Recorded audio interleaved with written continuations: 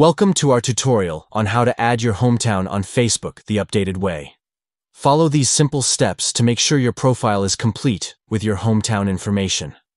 First, open the Facebook app on your mobile device. Next, tap on your profile photo located at the top left corner of the screen. Then, click on the pencil icon in the upper right area of your profile. Now, tap on the Edit button next to Details on your profile.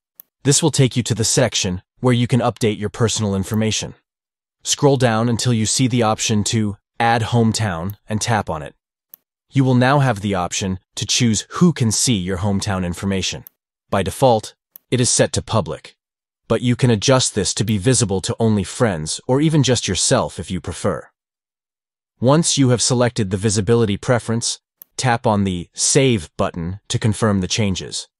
Your hometown information will now be added to your Facebook profile for others to see. And there you have it.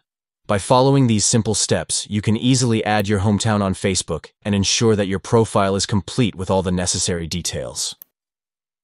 Thank you for watching and happy updating.